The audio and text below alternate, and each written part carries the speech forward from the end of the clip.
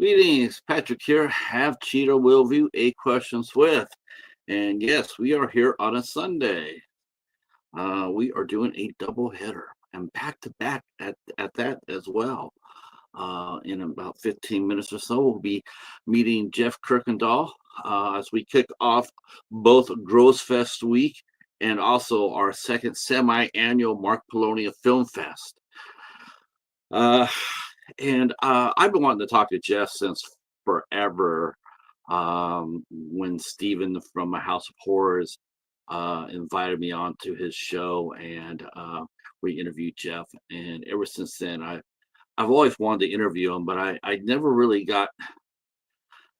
felt confident enough to ask him for an interview. Um, I just never did. I always felt like, I'm a step behind here. And so it took me a while to work it up, to work up the courage to talk to him. And I thought that the Gross Fest would be a good time to do that. Um, and I wanted to do another Mark Polonia week as well, since we did it a couple of years ago when Amityville in Space came out. Me and the Bat, Al Ducard, and Steven, and we all watched and reviewed some Mark Polonia films, and all the Polonia pals, which is basically all the actors that act for Mark on all his projects, Jeff being one of them, as well as the creative as well. Uh, um, we all just aimed toward there, and they had a massive, basically online party. If you go to House of Horrors, if I can find that, maybe Steven can send that to me. I'll put it down in the description box down below. You guys can take a look at that show. It was a lot of fun. And Steven has actually interviewed quite a few of the Polonia pals, as well as Mark Polonia himself. I have not. The only one I've interviewed has been Greta Volkov, and she's wonderful. I really like talking to Greta. But that might be changing. That might be changing. I might be throwing my hat into the Polonia pool. Because I've sent out a couple of friend requests to a couple of people, and they responded. And so I'm thinking about, hey, they're fun people to talk to. I mean, I really do. I really do enjoy listening to them talk. They always have something interesting to say. So that will be here in about 10 minutes or so. And then at 8 o'clock, we'll be back right away. We'll be back, and we will be watching and discussing The Clove Hitch Killer on the IAC Midnights. This is a corker. I'm telling you now, this one will get underneath your skin. The only way it could have been more effective, and it's really strange saying this, but it's true. The only way, this movie is great, and I really enjoyed it. I think it could have been just a little bit more creepier and a little bit more edgier if there wasn't such a big star for the lead. My hat's off to Dylan McDermott for doing it. He plays a bad guy extremely well. He plays sympathetic characters. He plays FBI agents. There's not too many instances where he plays the villain. But holy crow, this will get underneath your skin, like I said, and stay there. Really enjoyed this a lot because it made me feel so damn uncomfortable. And we just been watching a lot of horror here lately. That's funny for a supposedly non-horror tuber. We've been watching a ton of horror lately. We still got more coming up. We're doing Mark Polonia week. We started dropping our reviews. Tonight we dropped Mummy Shark. So if you want to go over and check that out, it's on my channel now. It's a lot of fun. We got 4 more movies going all the way up to August 1st, where Gross Fest takes over. Yeah, if you're in the Pennsylvania area, if you're in Pittsburgh area, if you're a horror fan, man, you got to go to Gross Fest. Absolutely crazy 2-day horror convention. $10 for 1 day, $15 for 2 days. $15. That wouldn't even get you parked. in the Motor City Comic Con, that wouldn't even get you parking over here. And but yeah, $15 over there, Gross Fest. Have a tremendous line of vendors. I saw some of the vendors. I was like, wow, I should have probably talked about them a little bit more. They have a ton of vendors. I'm sure they sold out all the space. There was like tons of people going over there, and they're going to be offering some really cool stuff for horror fans to come by and collect. But then you have Mark and Jeff and the Polonia Pals. They're rocking and rolling as well. There'll be panels. You can get your stuff signed. Mark's one of the Mark's really truly one of the last of the independents that really works his ass off to get physical releases of his films. They're not all strictly going to digital. He works hard, and between him and SRS Cinema and Cinephobia Releasing and Bayview Entertainment, they're some of the leading independent people as far as getting physical copies out. So you can buy their copies now online, or you can go to the convention, $15 for 2 days, and go get your stuff signed for sure. Oh, there they are. And just in time, the Wonder Twins walked in.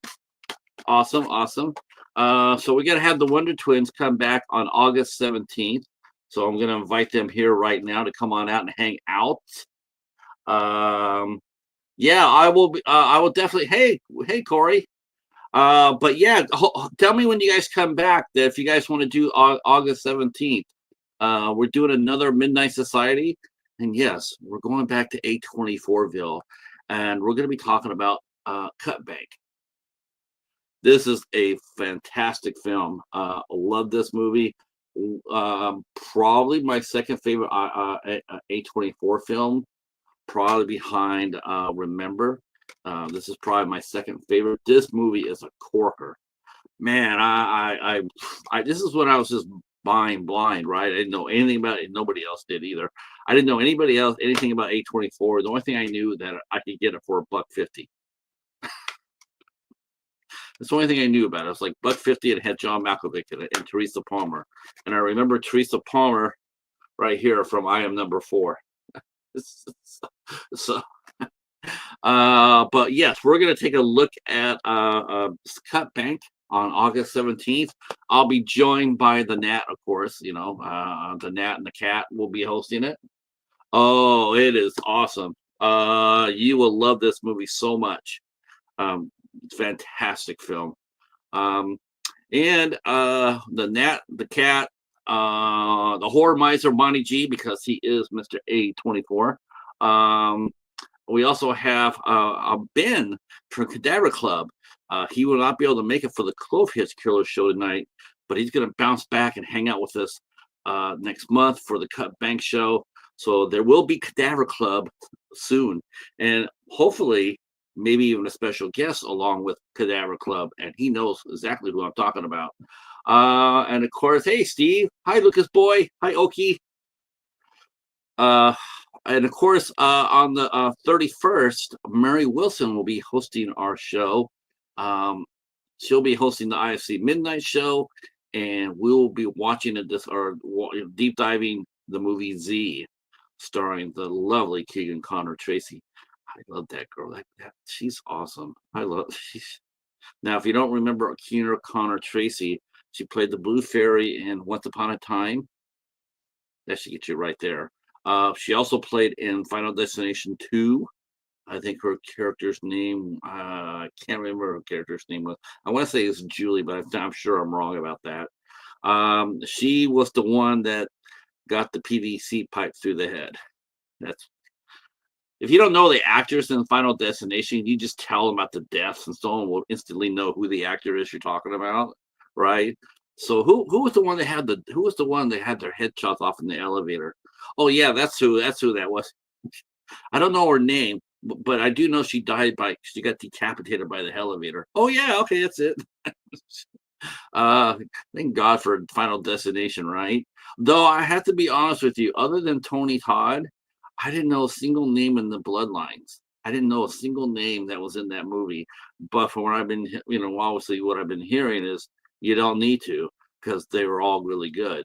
So, and I'm hopefully we'll be getting a copy of that pretty soon. Keeping my fingers crossed. Keeping my fingers crossed.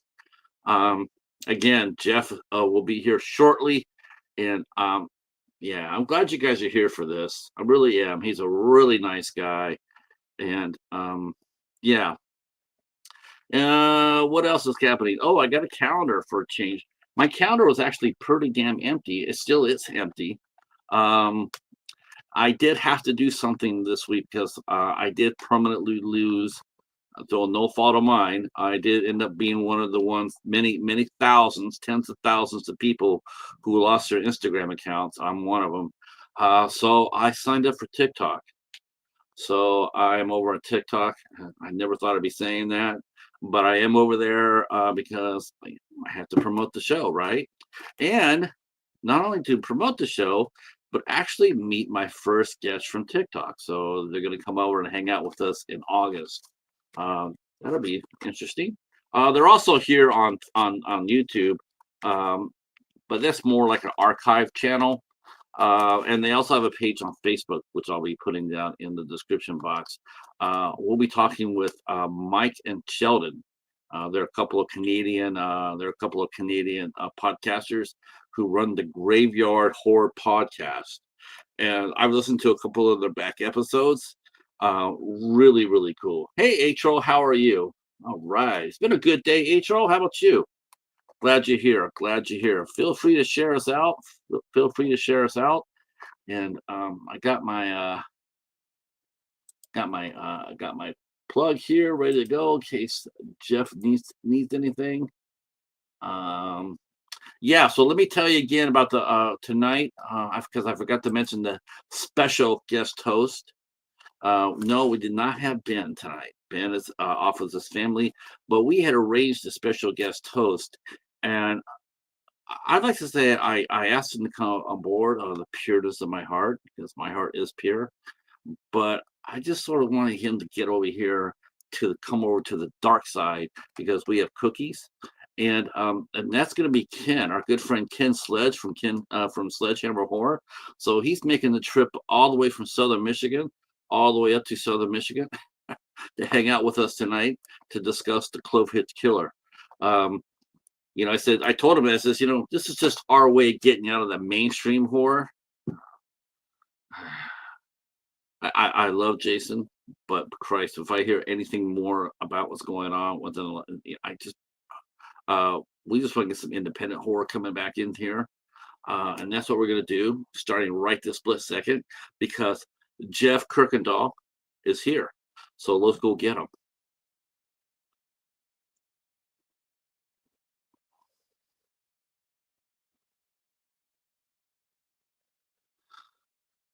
Father Bennett himself. How are you, Patrick? Good, good.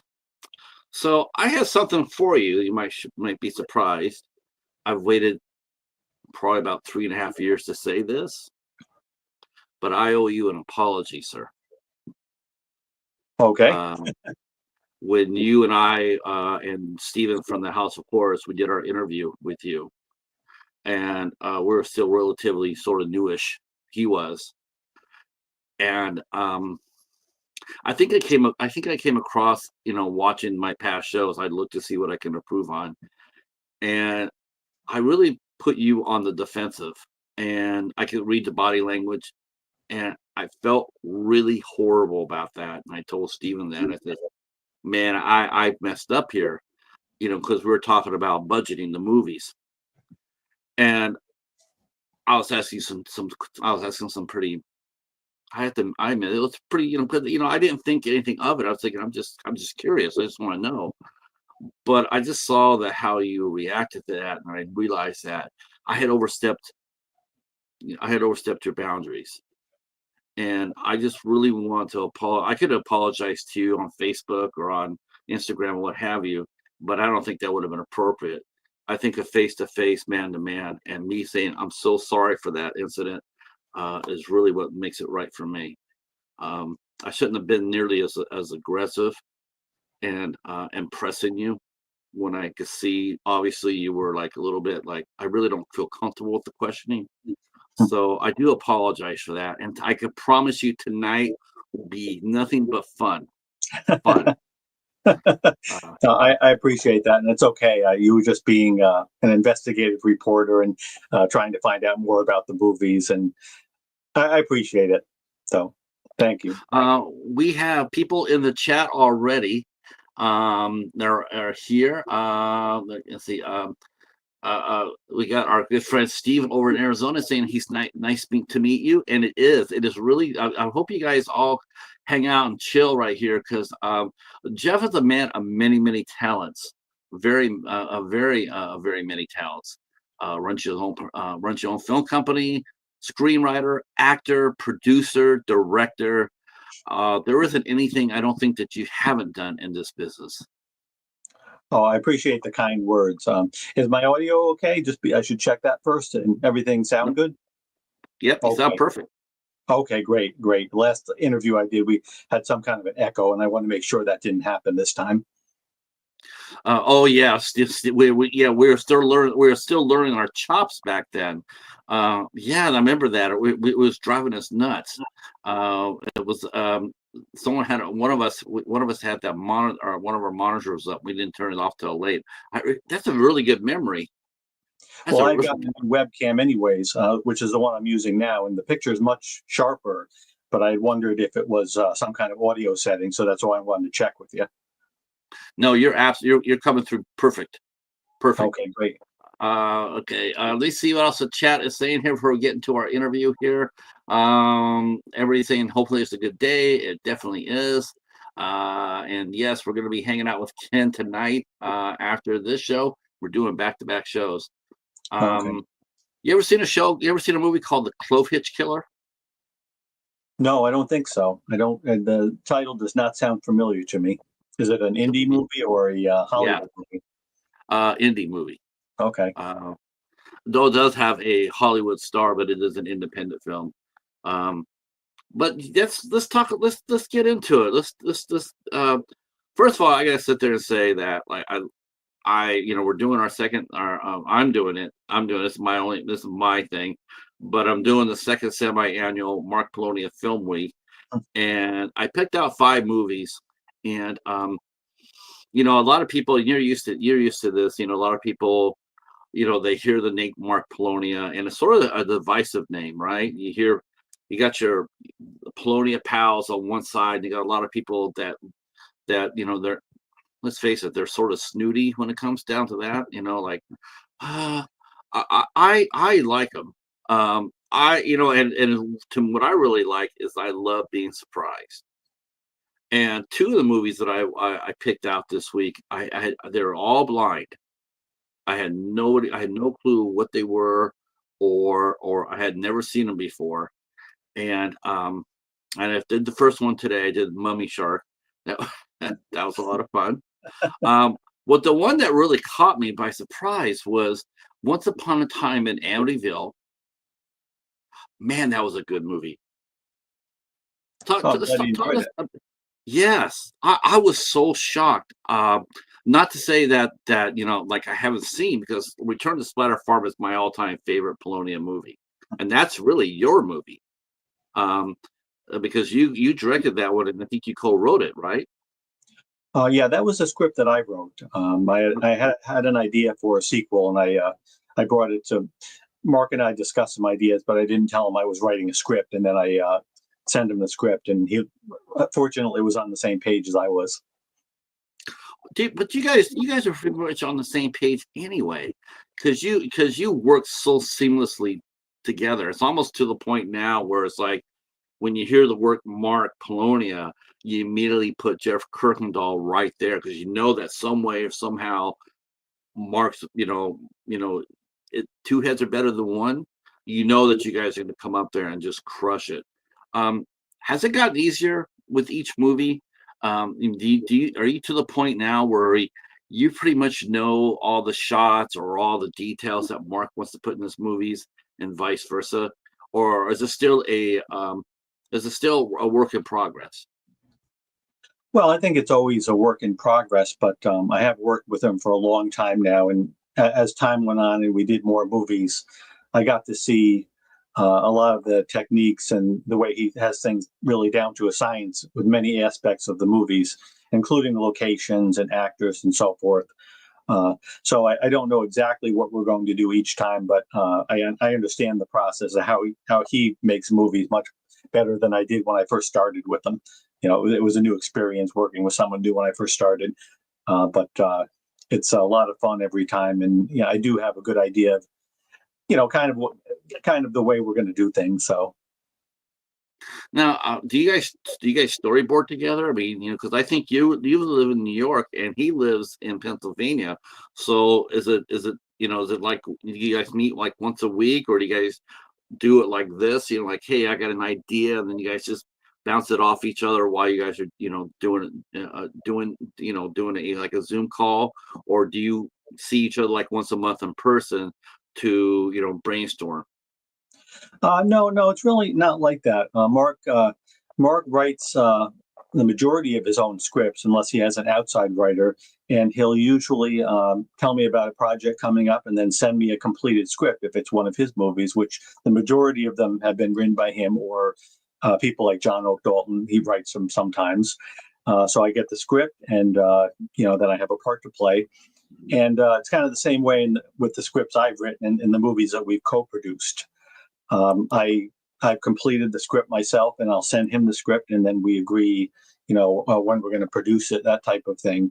Um, I've actually never done storyboarding for whatever reason. I'll tend to do an outline and then get into writing the script, and I haven't seen Mark do any storyboarding either. Again, for whatever reason. Um, what did you? And I think we probably, and this is for some of the people in the chat, but I want to go back a little bit to when did you get your start in film? Now, did you meet Mark before you started making films, or were you a filmmaker within your own right before you, as when you met him, and how did you two meet? I was making movies. I started making movies in the mid 1990s. I'm from upstate New York, and I started making independent movies. I studied video production in college, and that's how I got into the production aspect of it. I learned back in the VHS days, I took some video production courses, and then as far as the acting goes, I wasn't someone who had performed before, so I needed to take acting and theater classes because I was very much an introvert at that time. So I really needed that training to develop that skill. It wasn't something I naturally had. Like some people are very outgoing and can do it like right away. But I took Right. classes for probably about 10 years or so. At the same time, I was working in video production. I also learned editing in college a bit, and then taught myself the nonlinear editing when the computers came along. And so I was working in different aspects on independent productions in the upstate New York area. I produced some of my own movies. And then I met Mark in 2011. A friend of mine and I produced or put together a film festival in Albany, actually in the building where I work, the New York State Museum. And it was a film festival for featuring the films of filmmaker named Brett Piper, who had worked with Mark for a long time. And Mark wound up coming with him to Albany to attend the film festival, and that's where I met Mark. We kept in touch, and then the following year, summer of 2012, he invited me to come to Pennsylvania to act in a movie he was producing, sci-fi movie called Empire of the Apes. And so that was the first movie I acted in with him. And then we did another film in the fall of that year. And then he just kept inviting me back, and we got to be good friends over the years. And so we've been working together now since 2012 technically was the first movie. So about 13 years or so. Wow. You guys have had a lot of fun during that time. That's for sure. I mean, what's the one word you would describe a Jeff Kirkendall, a Mark Polonia movie? What's the one word you would use to describe it? Fun, Yeah. entertaining. Two words: fun, entertaining. That's the main thing you have to entertain people and give them something they're interested in watching, because there's so many things they could be doing other than that.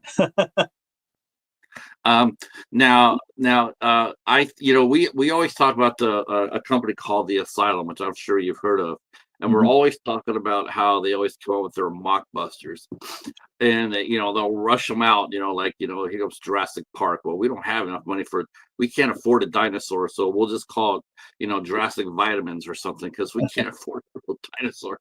But the one thing about a lot of those Asylum movies is they feel absolutely rushed. And worse than anything else, they come across, for the most part, not everyone, there's a couple of good ones there, but overall, but they always come out and they always feel heartless. It's like they're competently made. I mean, they're competently made, but you watch them and there's just no connection between what you're watching on the screen, and like you're not invested in it. Now, when I first started watching Mark's movies, the first movie I ever watched, and I'll be dead honest with you, I didn't make it through. I didn't make it through the first time, but I'll explain that in a second. The first movie I ever saw was Bigfoot versus Zombie, Okay. and I caught that at the video store, and I picked it up, and I have to sit there and say that is one of the best covers ever. That when we put the movie on there, because you look at the cover and you're going like, holy shit, Hmm. this is gonna be awesome. And I just wasn't ready for it, back then. Today, yeah, I'm all about it, because it's fun. Um, but have you noticed that every year, like especially when Amityville in Space came out, that puts you guys on a whole different level. I mean, you got national coverage on that, national media coverage on that. Um, do you see yourself when you here in 2045 and you go back to 2012? Are you amazed to be where you're at right now? I mean, is it a good time to be Jeff Kirkendall? I am very amazed at where we are. Yeah, like I said, I had done some movies in upstate New York, and that was back when the internet was a little bit younger, and a lot of the filmmakers had websites, but it was more of kind of a local scene. We would have film festivals and film showings, and people started selling movies on their websites, but it never got to a really huge level. It was always kind of, at least for me, it felt like a fun hobby. I had a lot of great times, met a lot of great people. And then I started working with Mark, and right after we did the first couple movies, the movies came out for sale, on national websites like Amazon and Best Buy, and I was shocked by that, and they came out very quickly, and like you mentioned too, with a lot of these amazing covers, artwork like by Wildlife Releasing and so forth, and other producers, and so yeah, it was very very exciting, and it's been incredibly exciting over the years. You mentioned the Amityville in Space thing. That for me, that's a huge career highlight. Yeah, we got a Yeah. lot of attention on that. Entertainment Weekly covered us twice on their site. I was shocked by that. In Fangoria and places like that, and it really did feel like a whole nother level. And Right. I've just been really happy seeing all the movies. Get this wide release, the DVD, and now of course the streaming is even more important now, and they come out relatively quickly, and lots of people see them. I get feedback, and yeah, I never would have imagined it would have gone this way, and I enjoy it. I'm really excited about it, and I hope we can continue to do more movies, and for as long as we can. Now, now you started your own production was Very Scary Productions. That was your own company that you had in New York before you met Mark, or did you form that after you met him and started? Because you don't do every movie together. There's some movies that you do solely separate by yourself. I believe Dummy is one of them, right? Dummy is 100% just you, right? Oh, no, no, no. Actually, Dummy is a script that Mark wrote for SRS Cinema. So that is one of his movies. As far as my production company goes, yeah, I chose the name Very Scary Productions when I made my first feature we started making it back in 1996. vampire movie called Terror of the Master. And then for all the movies that I produced, where I was a writer director, I've always used that production company name. And then if you flash forward to nowadays, the co-productions we're doing, you'll see Polonia Brothers Entertainment, Very Scary Productions on there because they're co-productions. And sometimes Mark is nice enough to put my production company logo on for movies that he's written, and I've had a big acting part in and so forth, because I help out on the set and all that kind of thing. But I kept the Very Scary Productions. As far as that goes, it was just something I thought of, and I thought people would be amused by it. Not every movie that I put out is going to be terrifying, but I thought people would like that name. Get a kick out of it. I'm sure. I mean, obviously he's not here, but I think I'll be so bold as to say that I don't think Mark, he sometimes let me put my name up there. I don't see Mark given anything like that. Mark's the kind of guy that he wants everybody to earn it. Like when he called you and you came down there and you made movies, he was looking at your work ethic. He was looking at you, how you handle yourself. Because at the time, he'd been making movies too, him and his brother. I just got that impression that Mark if I walked onto the set tomorrow and said, "Hey, Mark, I'm here. I got an idea for a movie." He's not going to sit there and say, "Oh, sure, come on inside the house, have a cold drink, let's do it." It's going to be one of those things where, like you've earned his respect. He's earned yours. I do see you two, as collaborators, co-creators. It's weird. It's weird when you put on a Mark movie and you're not in it. When it's like, and you're going, well, okay, wait a minute, something's not right here. What? Oh no, Jeff, and he sold the damn Kia. What the hell? Have you heard of Polonia fans? They have a game where whenever they look for like it's almost like Easter eggs. They look for certain things in every movie. I have heard that. Yes, that's pretty funny because, we do. There are a lot of the same locations and sometimes props and things like that. So I'm sure it is a lot of fun. But I was fortunate enough that he's had me keep coming back, and I've been in a lot of movies, and I've done as many as I can. I'm not in everyone, but I really appreciate it and I enjoy it, and yeah, I'm glad. I've been really happy that we've been able to collaborate on some productions as of recent too. So everything's been going pretty well. But yeah, I understand what you're saying. It's funny. It's funny is the other movie I watched. As far as for Mark Polonia Week was the oh boy. It was with James Corliss, and you play Father Benna, and the Exorcist. I think it was the Amityville Exorcism. Right. That movie blew me away. That was legitimately a disturbing movie. I mean, that was a legitimate horror movie. And I'm sitting there watching this, and I thought it was one of your best performances too. Oh, thank you. Where we saw Father Benna up in space, and it was like, he, and we're gonna come. I want to know how Father Benna came into existence. But when I was watching the Amityville Exorcism, and I was really surprised to see how well it was. As far as story goes, it was very well written, very well acted, and that ending was sad as hell.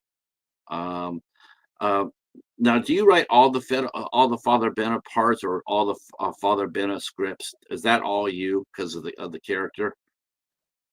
No, those are all Mark scripts. And Amityville Exorcism was the first Father Benna movie.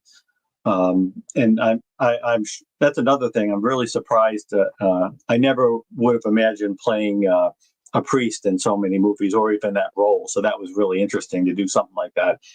But that's a Mark script, and that's another what I would call a career highlight. Probably the first, besides just the movies being sold by the big retailers and on the streaming.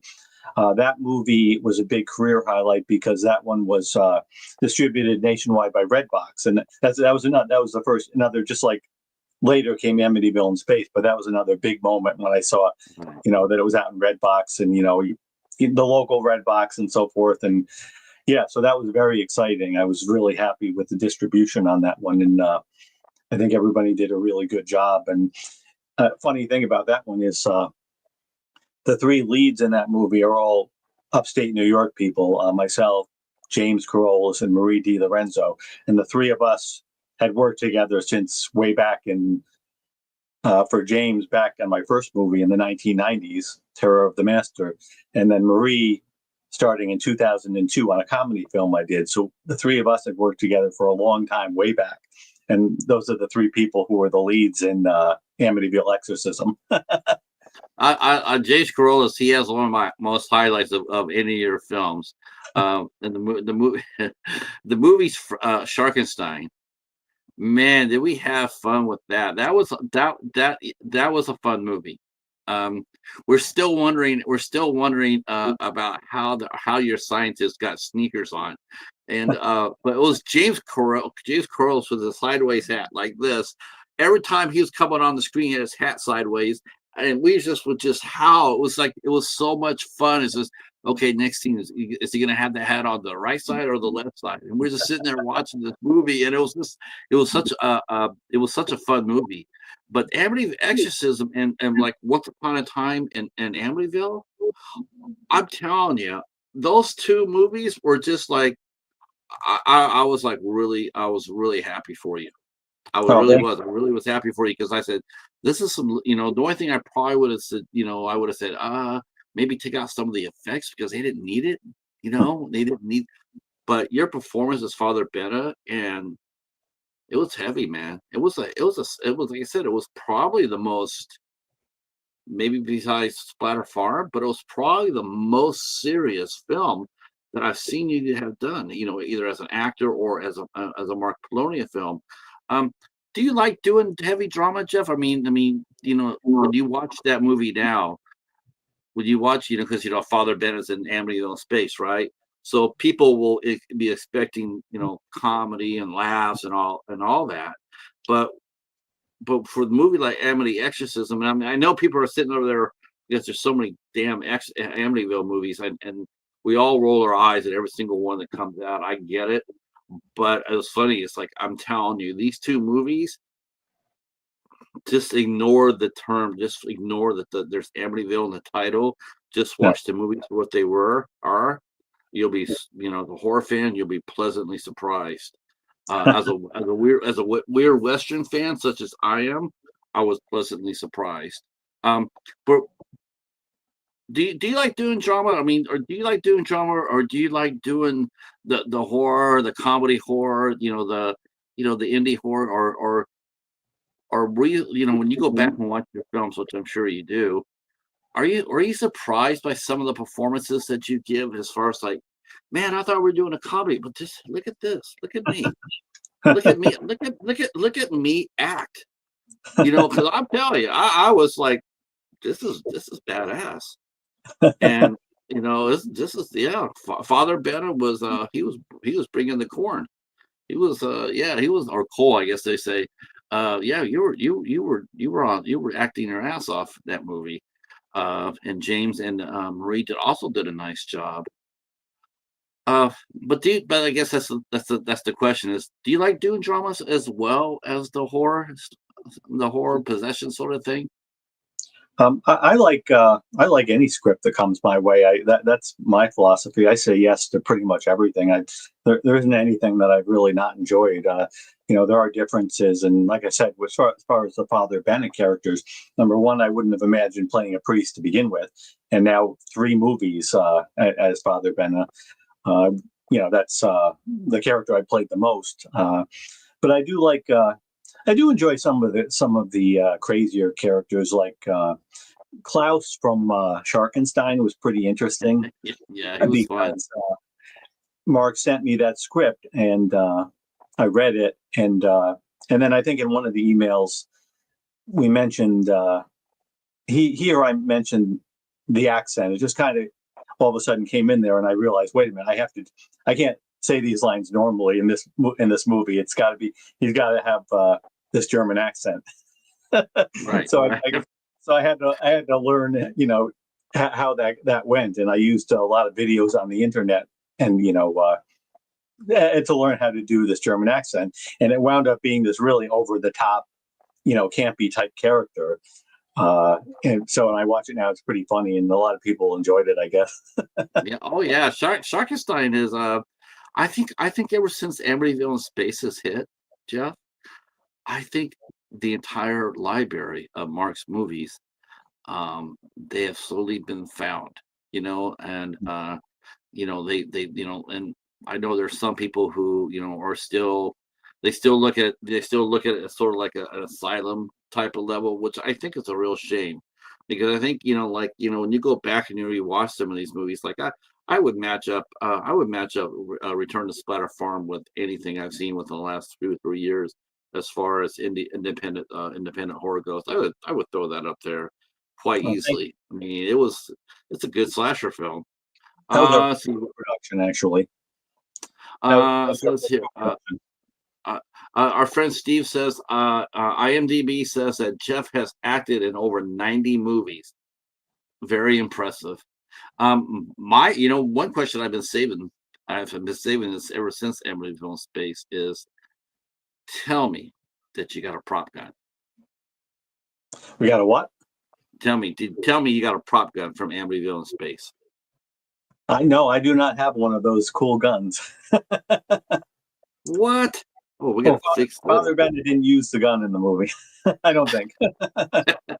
So how did let's talk a little bit about Father Ben, because like you said, how did you create the character, and are you religious by nature, Jeff? I mean, is faith important to you as a man, as a family man, as a human being?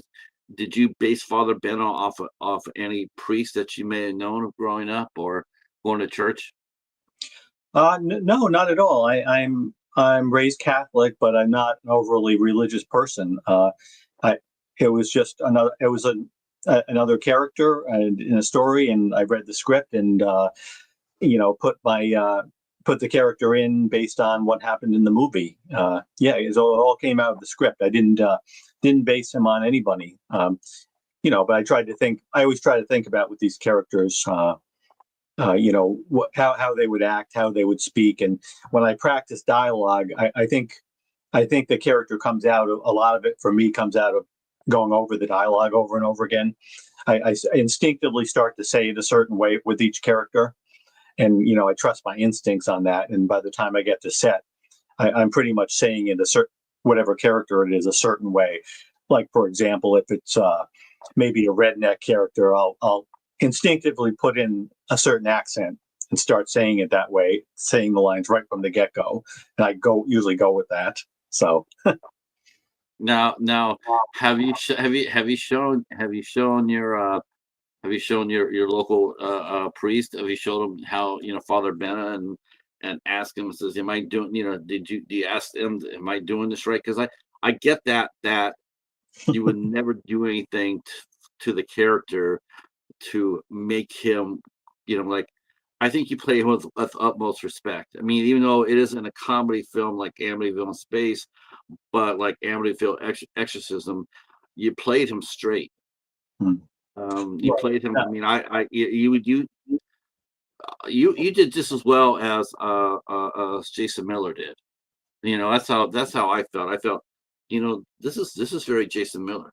This father character is very, very serious character, and I felt that for the script, for what it was, I felt that you really did a great job. I really want to emphasize Thank to you how much that movie, like, I was sitting here, I watched them back to back too. That was the funny thing too, is I you. watched Once Upon a Time in Amityville and Amityville Exorcism. I watched them back to back, and I'm sitting here going, like, I'm sort of like really liking what I'm watching. Um, have you noticed that there's been more of an effort now, as far as you and Mark going, there's more of an effort going inside the scripts whereas maybe like 3 or 4 years ago, or 6 or 7 years ago, like Zombies versus Bigfoot. I can't see you making that movie today. I just can't see. I can see you making a much better movie today. Do you feel that you guys have grown with each film that you have produced? Do you look at it and go like, damn, we put this movie that actually looks damn good. Because there's got to be some out there that you just know it's just, they're going to be fun. The fans are going to love it. But you yourself, I think, I know we can do better. I know we can, I know I want to make a serious movie. And you guys are starting to do that now. How do you feel about that? I mean, Well, do you guys talk about that? I'm sorry. Do you guys talk about that? Because I was thinking of another movie that started out as a really serious movie, and then you changed the title of it. It still kept its like a little bit seriousness to it. In Cocaine Shark. Cocaine okay. Shark, that was an entertaining movie too. Well, yeah, I'd like to think that we keep making better movies. I've been really happy with a lot of the more recent ones. We've had some really ones that I'm as a person really impressed with. Cocaine Shark, I didn't have quite as much to do with. I think if I remember, that was made during the pandemic, and I believe I think that's why I did only a little cameo in that one. But I did watch Cocaine Shark, and I think you're right. The title did change on that one, but I thought it was really well made, and that's another example of a really good one. But I do think a lot of our movies in the last few years have been quite impressive. I thought Amityville, Once Upon a Time in Amityville, turned out really well. Yeah. And some of the co-productions have turned out well. I've been really impressed with them. But I hope we have progressed. I'd like to think so. I do too. And you can see that in the acting. You really can. Like sometimes it happens where it's not just it happens in I watch a lot of independent film. Sometimes they're just sometimes they phone it in, right? But I don't really I have not gotten that feeling from a Polonian production. I always, the people really do try. They really do, put some effort into their their lines and their dialogue. Sure, it could be a comedy. I mean, it could be Tim Hatch coming up there and getting killed, by a creature in 3 minutes, and me going like, that really sucks because Tim Hatch is a hell of a funny guy. Uh, and I just noticed that the acting gets better and better and better, and I think I think it feeds off the movies. People are coming up, they're responding to, they're starting to put out positive reviews for the films, and I think that the actors are going like, hey, we're starting to get noticed now. We're starting to get noticed. And doing maybe going into other productions outside of you and Mark. Maybe they're starting to get some phone calls outside saying, "Hey, would you consider auditioning for my movie?" How do you feel about the level of acting? I mean, do you feel? I mean, it's as a screenwriter, as a director, do you find yourself directing a lot more now? Like asking to put some feeling into some scenes that whereas before maybe there wouldn't be quite as much effort, because it's but now you're on there and you're going like, hey, I know you got more in you. I know this. I worked with you. I've known you for years. I know that I can get this from. Do you direct now? Well, first of all, I'd say that we have a really good crew of call them regular actors, people we've worked with a lot. Like some of the people that I mentioned that I've worked with going way back. They're very good, and they're just as good on Mark's movies and our co-production as they were in my films back then. So it's always great to have a really good bunch of people. As far as directing, I've been, co-directing our co-productions. We kind of work together as a team on the directing. Or a lot of times, Mark will do more of the camera work. So I have been directing a lot. As a director, I tend to, generally speaking, be hands off. I let the actors go with where they're going, when I see someone do a take, and if I have a specific idea in the back of my mind how I'd like to hear that line delivered, or how I think it might go, I'll suggest maybe on the second or third take, could you try it this way, and just kind of say it the way I'm kind of picturing it. Then you have a couple different versions of the take to look at. I'm really happy with the level of acting, because we have a lot of good people. Some of them from back when I used to do movies in upstate New York, and then Mark has a lot of regulars in that area that are excellent too, and it's a nice combination. And of course, we bring in new people too. We've met some new people over the last few years, brought in, and I've been very happy with that too. Yeah, and getting new people in. I know that Steven was Steven. He been wanting to, he got the acting fever from watching you guys. He's the one that coined the term Polonia Pals. Like your acting troupe. And Yes.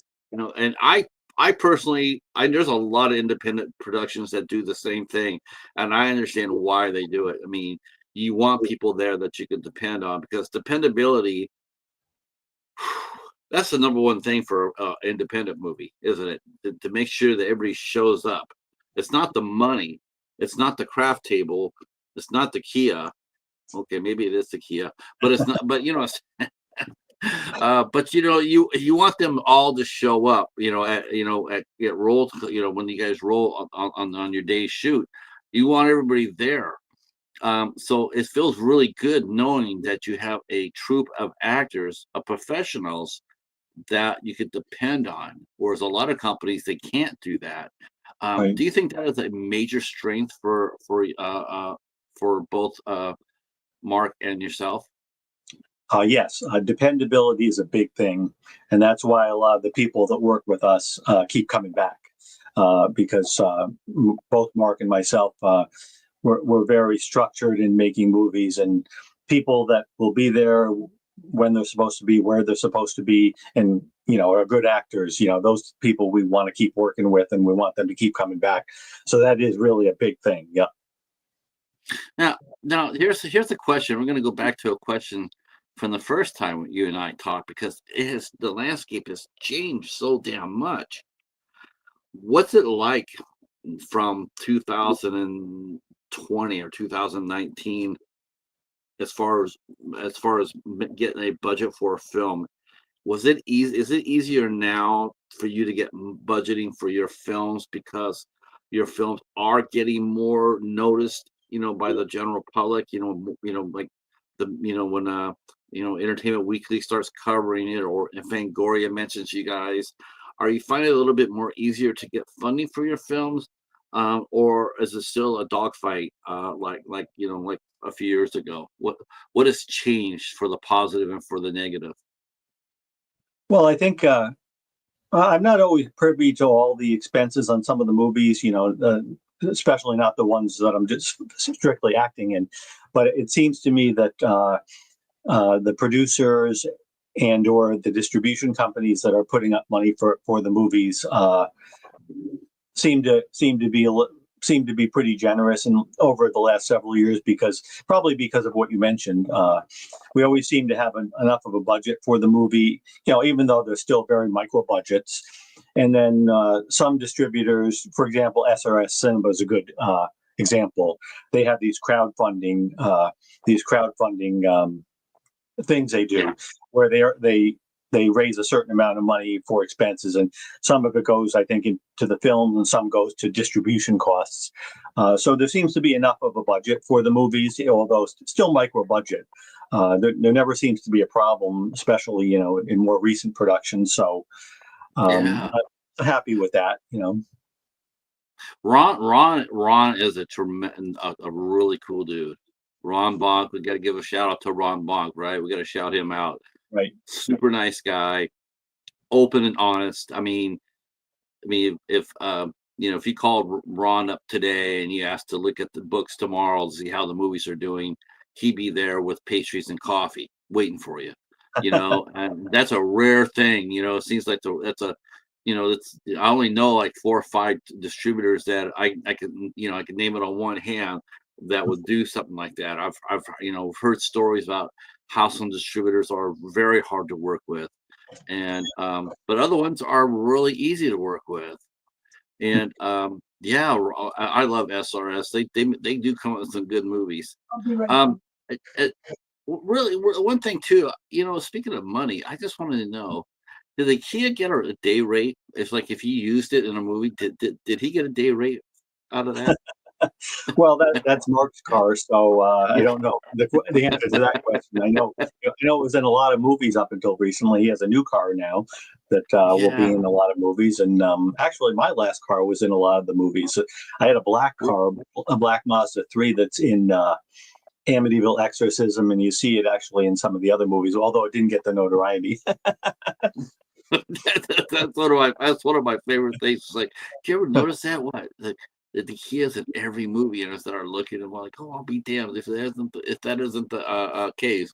Um, uh, where did you guys film? I want to talk a little bit about the cowboy movie, the Weird Western. And that's the term. That's the term that's used is Weird Western. I didn't know that either, but that's how they're used. They're called. Um, and that's a good thing, right? I mean, a subgenre, hell yeah, sign me up for that. Where did you guys film that movie at? Did you film that in Pennsylvania or was that in New York? That was, I believe, in Pennsylvania. It was at a Western museum, and unfortunately, I'm not going to come up with the name of it. I know I'm not going to come up with the name of it. Mark said it before, and I remember the name a while ago. I'm not going to think of it now, but it was a very cool location because all the buildings were recreations, authentic. So it was very authentic looking in the movie, which makes that movie very Yeah. unique. It has a very unique look. Yeah, that movie really popped as far as that goes. I mean, that's what I mean. It was really well done. I love the location. I'm going like, I haven't seen this location at all in any of the movies. I'm like, this is And really quite good. Um, it was different, uh, very different. Yep. Now, let me ask you this because a lot of because I've always wanted to do this. I've always wanted to ask, and I've asked a couple of times, but I'm going to ask you with your background. We're talking about Amityville, and now they're thinking about getting to start like filming in a major studio, starting to think about redoing it again. Um, what is your personal take on the Amityville situation? Do you feel as a filmmaker that I think both at the Amityville house, the horrible murders. Do you think that sometimes Hollywood sometimes exploits things like that? Like there's been like almost like 70 Amityville movies, and they're all tied up to it seems like to me like people forget that there were real lives involved in that, including a whole family that was wiped out. Right. And do you ever just like sometimes just like, wow, can't we come up with a better name than this? Or do you just have to, just go with it? Like it's like, 2 generations ago for me. I have no relation to it. I can't Mhm. relate to it, which I can't believe because I think we all relate to tragedy. Even if it was 40 or 50 years ago, we still can relate to it. It's sad. It was horrible. Um, well, I just because I don't know. I just want to know what your opinion was about that. I value it. That's why I'm asking you.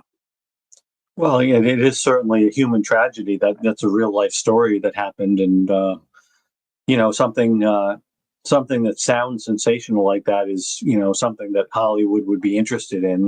Because there was a book written and so forth. So I can understand how the whole process worked. But like you say, it is definitely human tragedy. The whole story.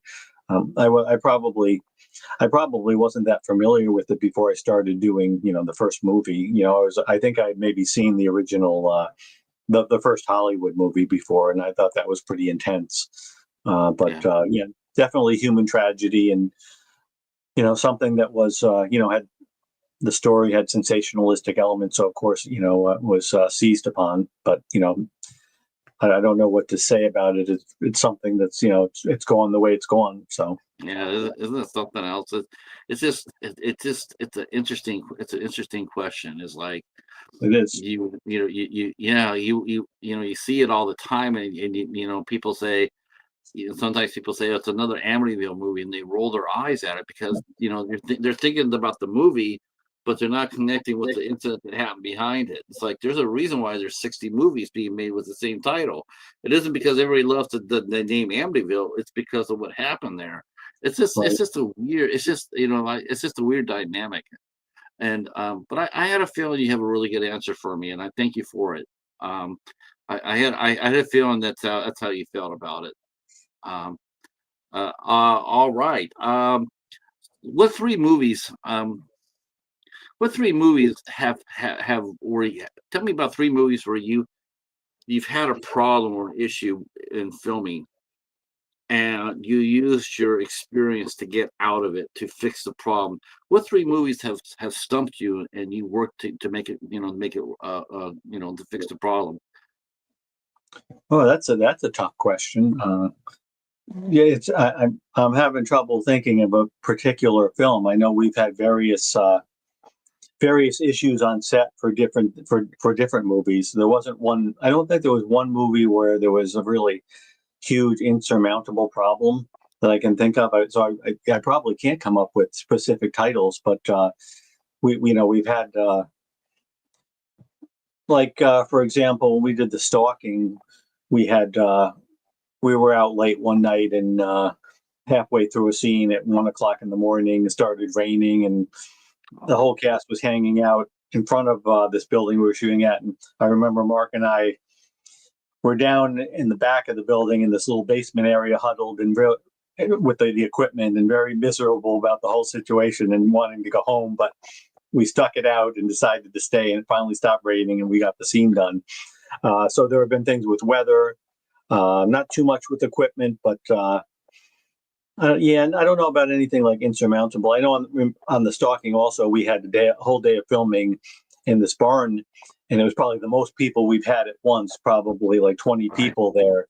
And so when people are hanging out, they socialize and have to have something to do. But Mark and I were trying to still get through all these scenes and kind of manage everything, control chaos, that type of thing.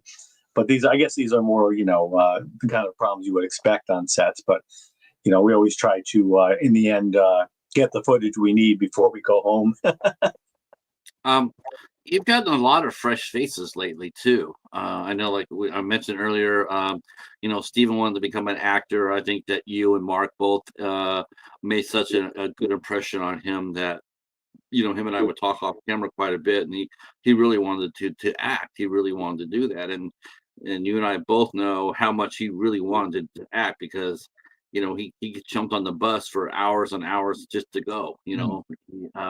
He took a bus up to New York for the opening of the stalking, and I Yes, thought, yeah, that's that's some dedication right there. that's a lot of travel. I A was lot of surprised travel. by that. Um, Now, have you seen because of the recent successes of your films, um, are you starting to see more and more actors reach out to you or producers reach out to you and say, "Hey, we like what you're doing here. We like to, like, how are you doing this? Like, how are you making a movie look like a $500,000 picture, and how are you making how are you produce because Once Upon a Time Amityville looks really good. Uh, how are you able to do that? To get the most out of what you have, and could you teach us this, or actors sitting there going like, I want to be a part of a Jeff Kirkendall, Mark Polonia film. How do I get involved? What's the best way for me to get in on the action, even though I may only have 5 or 6 credits underneath my belt? Well, I'd say mostly it's people wanting to get involved, acting or maybe behind the scenes, but a lot acting. It's been pretty steady. A lot of people message me about getting involved in the movies, acting wise, and I usually tell them that I'll let them know if anything comes up, and I'll usually send their information to Mark too. And if we're able to make it happen, we do try to get new people involved sometimes, and so I try to facilitate that as much as possible, and you try to help people out if you can, and get new faces involved. So, but it's been pretty consistent over the years. Yeah, I noticed that. I mean, it's just really cool. It's like, because there have been some films that come out where I haven't really I don't know who they are. They're new faces to me, and I think that's really cool. And there's other actors that I see. It seems like recently that they're starting to carry a lot of weight. As far as the leading lady, Jamie Morgan. Holy cow, she's everywhere now. And and she has just really gotten super confident in her acting abilities. Do you think I'm right about that? Have you noticed that, you can put Jamie into any role and she's going to rock and roll it? Oh, definitely. Yeah, Jamie always does a great job, and she's been working consistently on Mark's movie since 2017. A few years after I started, and yeah, she's done a lot of lead roles and done an excellent job, and she's always reliable. So, like I mentioned before, she keeps coming back, and I'm very happy for everything she's done too. Yeah. Yeah, definitely. I remember when Steven asked her to do her first interview, and she was just like, his words, not mine, but it's like she was just so nervous, so nervous. It was just like, how am I going to do this? I'm not used to being in this position, and then, really just, shy. And then you watch her now in some of the other movies that she comes in there, and she's just like like, like Mummy Shark. She just came in there and said, "I'm going to have a lot of fun with this, and I want everybody to see how much fun I'm having with this." And we did. It's a real fun movie.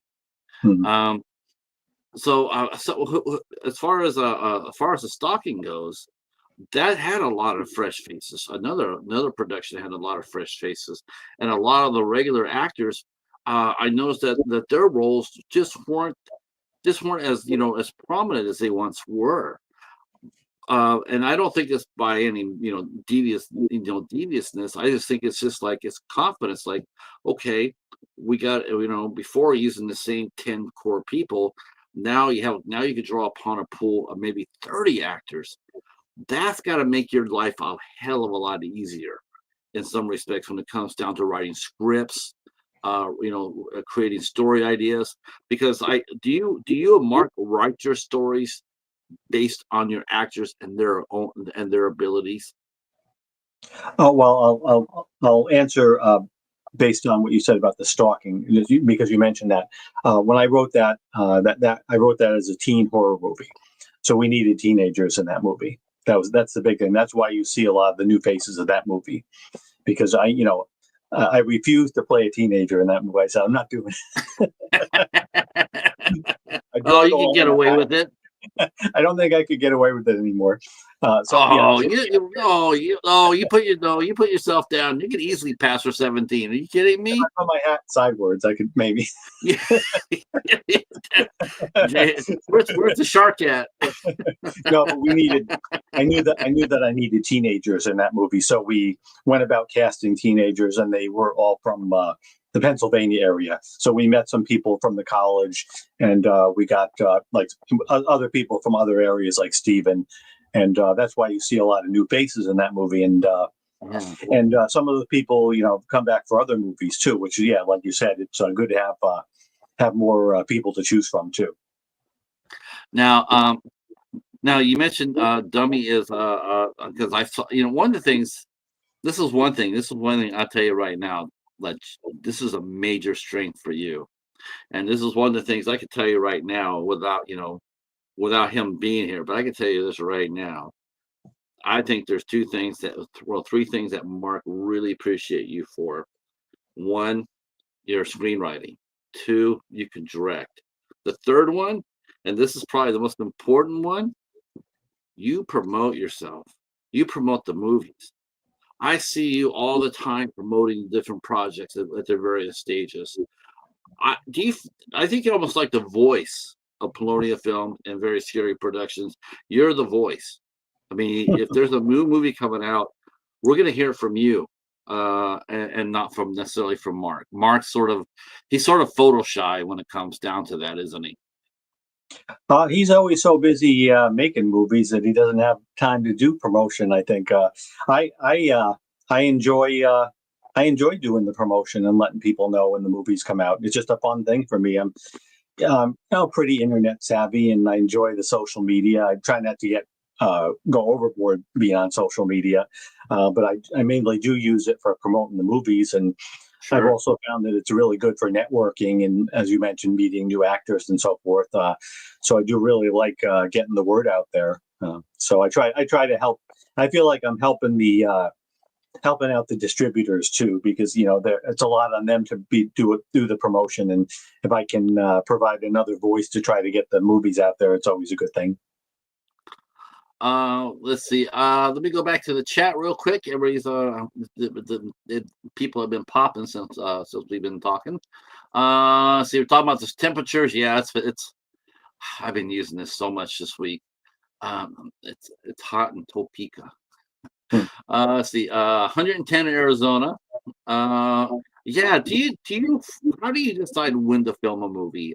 As far as like a year ago, like here it is summertime. You're thinking, wow, this would be the perfect time to go out there and shoot that movie.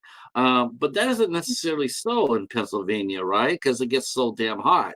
Um, what's the best time for a film company to film? Because it always seems like every time I watch like a commentary, they're always saying how, well, we filmed at night and everybody froze their ass off. And you always want to sit there and say, why do they always film it at night and where people are freezing their ass off? Is that by design because of the temperatures? Like I'd rather have my actors, shiver at 45 degrees than to cook at 110. No, not at all. I am a creature of comfort, and I would prefer to film in, say, the autumn or with a nice cool breeze at every movie. But unfortunately, you can't. And a lot of it comes down to Mark's produced so many movies over the years. And for example, last year in 2024, we shot 12 movies that we actually did one a month, which was the most we've ever done. That's we had done maybe 5 or 6 per year, but this was for whatever reason. Well, I'll tell you the reason actually, is because oftentimes Mark has it's called like work for hire. He has a contract to do a certain number of movies for a certain distributor, so he needs to make them in a certain amount of time. So we keep making them, and often it's not. Sometimes it's not in ideal temperatures.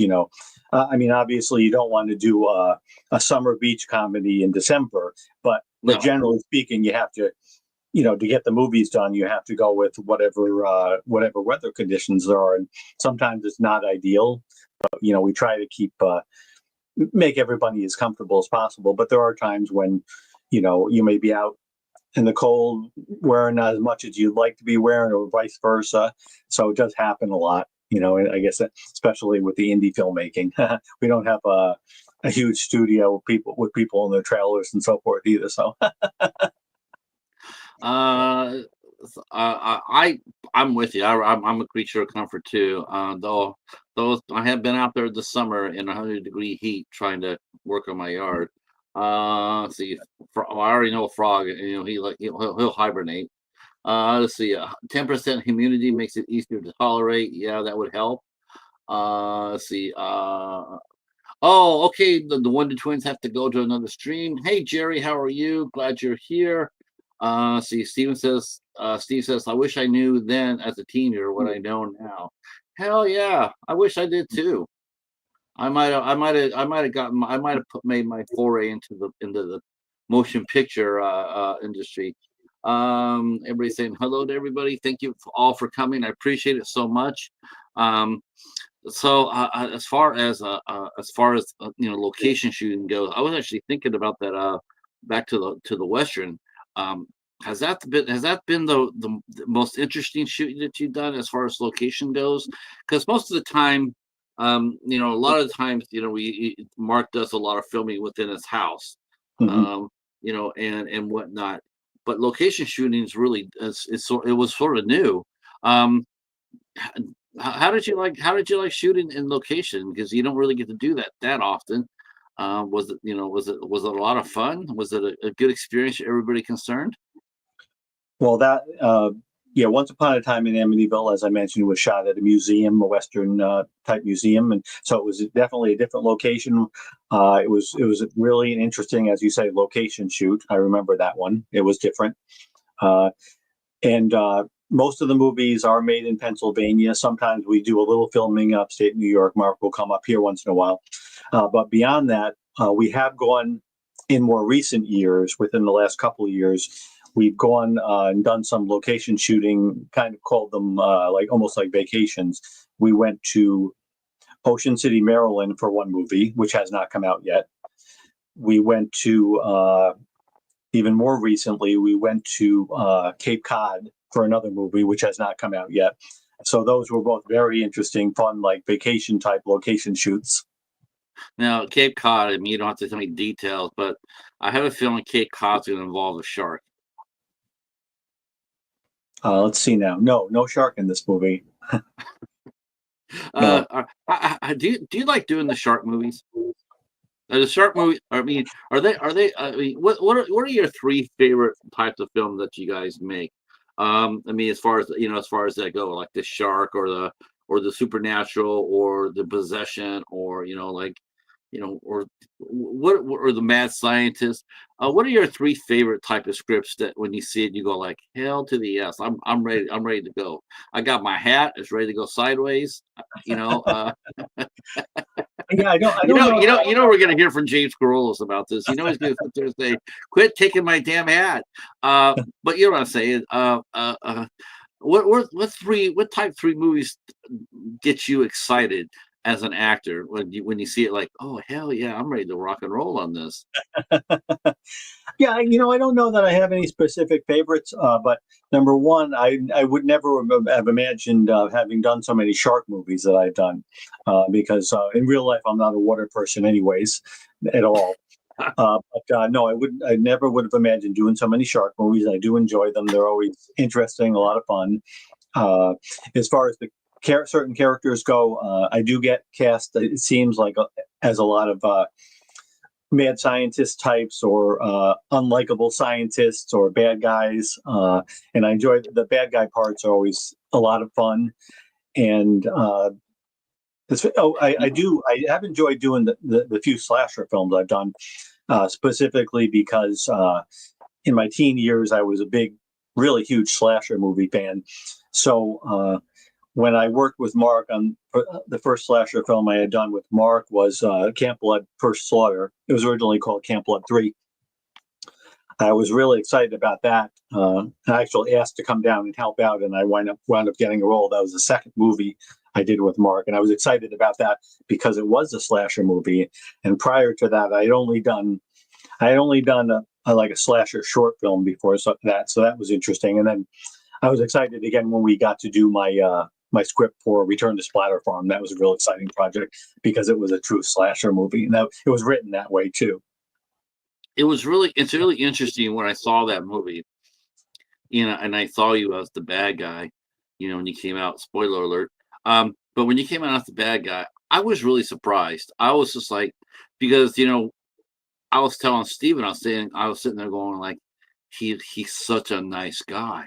I mean, every single time you see him, he's always, yeah, you were the mad scientist Frankenstein, but still you were entertaining.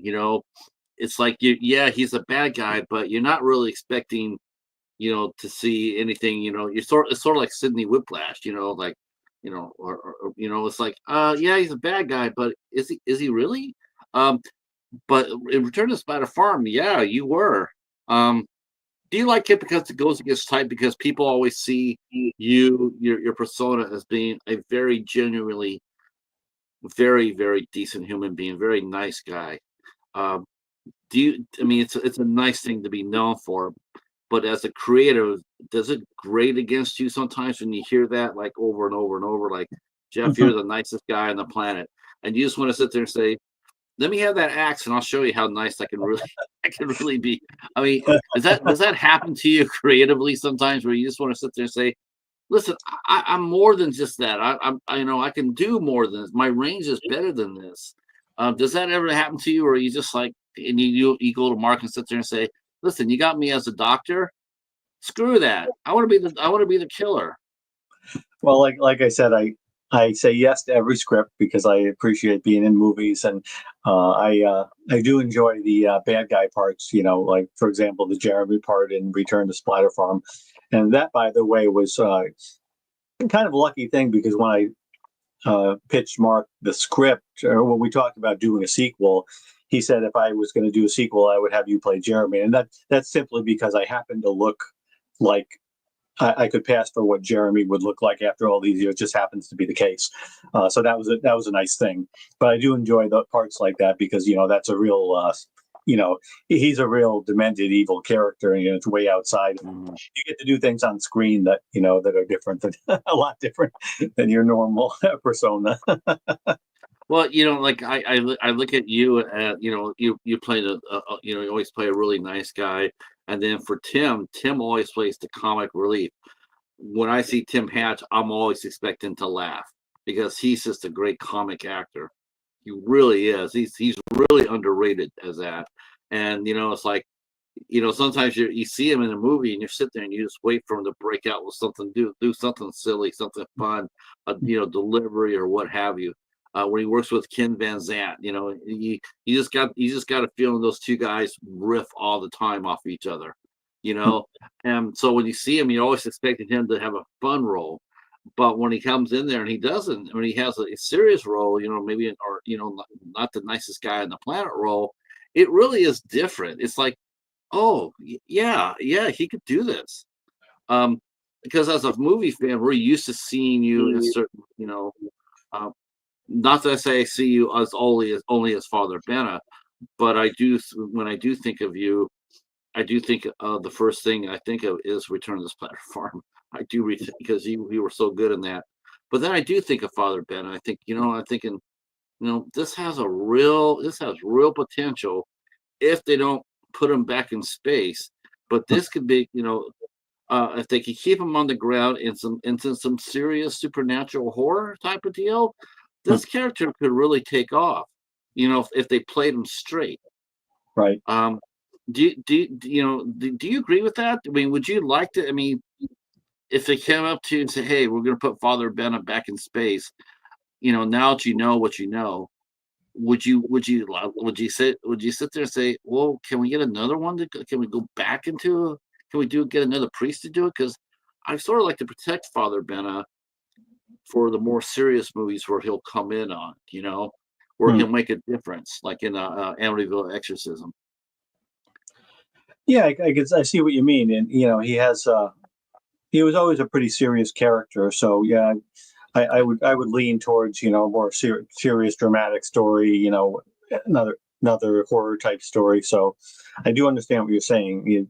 Amityville in Space was quite elite, definitely, and there were some funny moments, but I pretty much played the character the same way. I guess you have to adapt to the particular story he's involved in.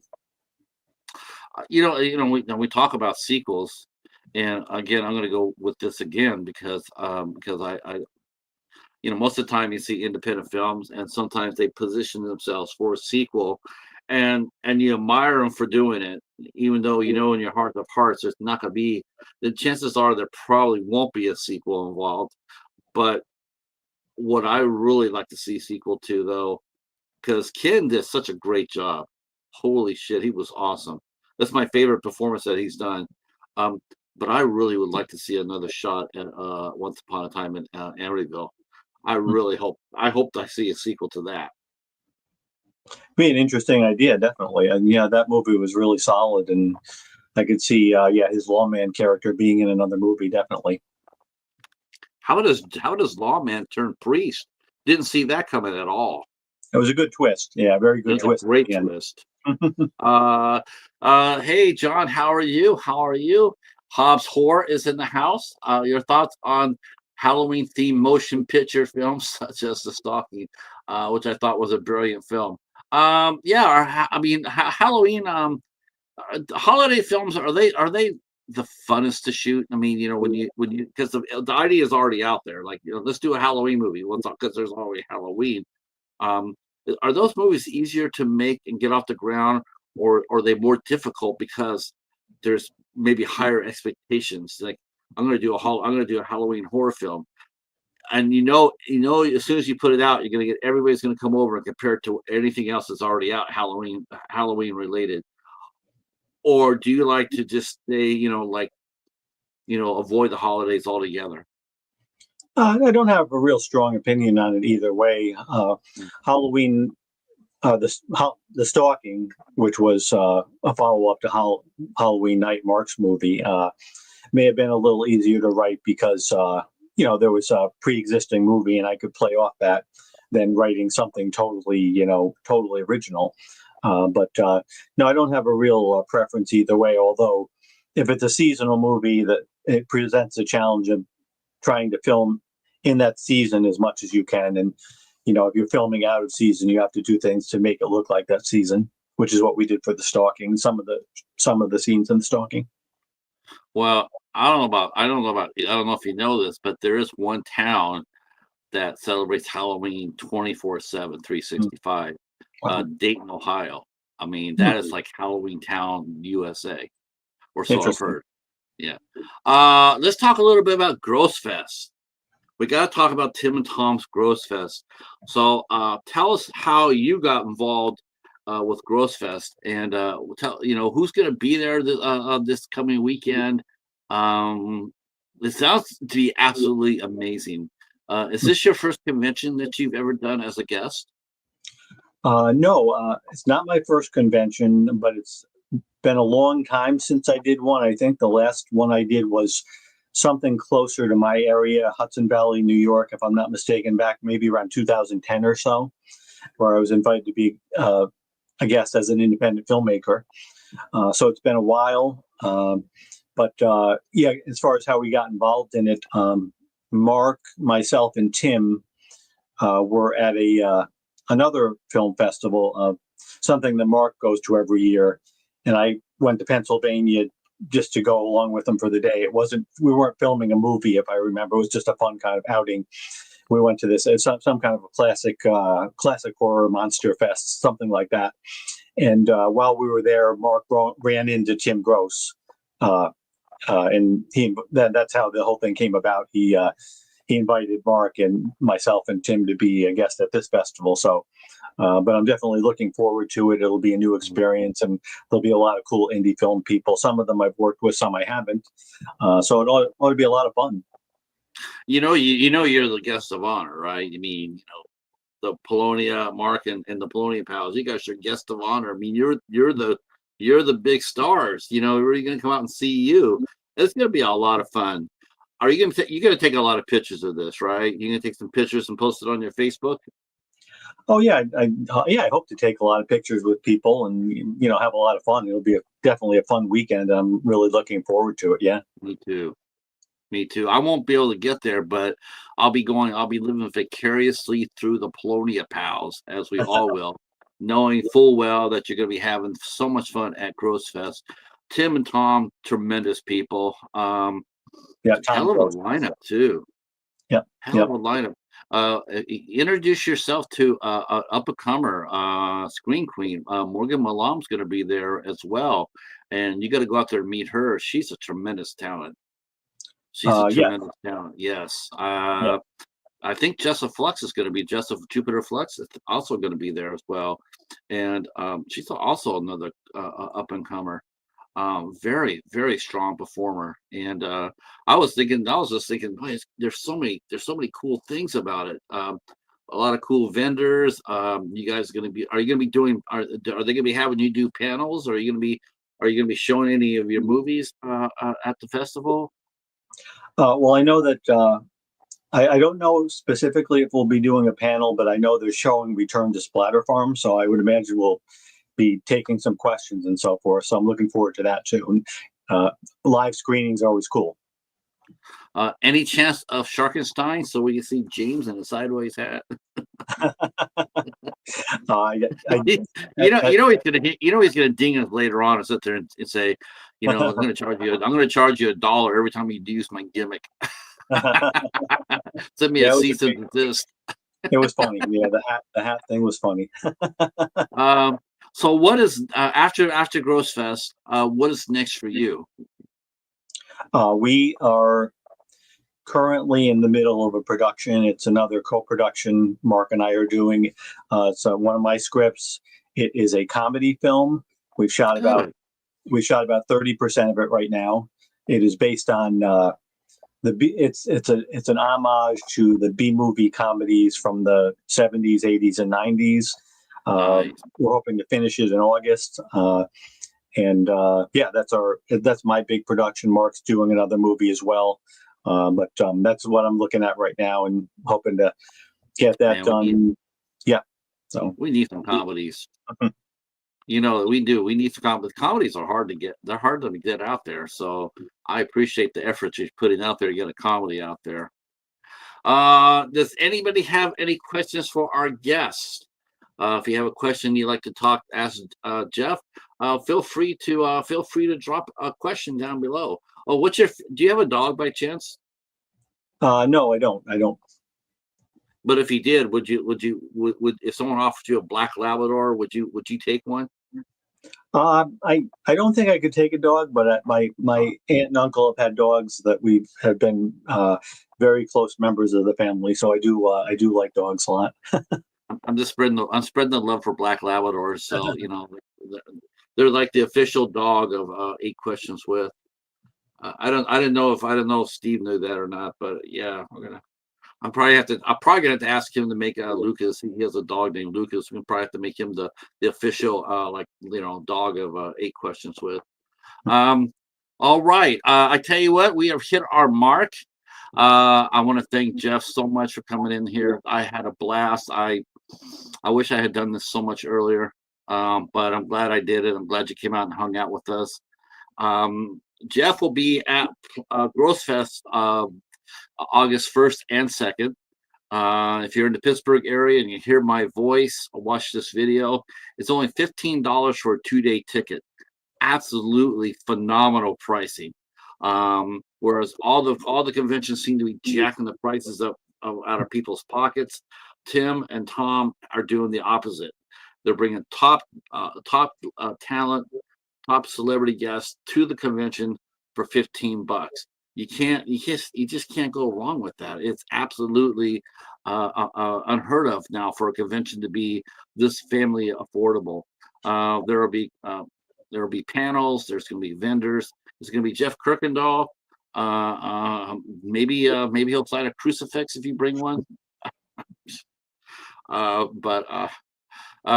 your copy of did Amity the Exorcism get a physical release? Yes, that did. Yes. There you go. If you get a physical release of Amityville Exorcism, bring it. Jeff will sign it, and yeah, have fun this weekend. Have fun. Thank you. All right, everybody. I will be back in approximately 25 minutes. Yeah, we're going to be bringing the ISC Midnights back up to play. We're going to be watching and discussing, or we're going to be talking and deep diving the Clove Hitch Killer. Right here from ISC Midnight. We'll be on here at 8 o'clock talking about this fantastic film right here. If you haven't seen this yet, you got to get a copy of this if you can, Jeff. It's a great movie. Actually, you can see it for free on Tubi Cool. as well. This is a great movie, and it is disturbing as hell, which is exactly how I like my horror movies. Yeah, hopefully we'll see you there. We go up at 8 o'clock, and yes, yeah, John is a vendor. He says there are a few with great family prices, and some are insane. Yeah, some of those prices are absolutely nuts, John. You're absolutely right. It's just I don't get it. It's like people are hurting. You know, you should be providing an affordable family rate so people can come in and escape life, not go out there and bankrupt for going to conventions. So stay right where you're at, Jeff, for 1 second. I'm going to say goodnight to everybody for right now. Hopefully I'll see you back in about 25 minutes or so. And thank you so much for coming out for this show. I appreciate it. Take care and peace.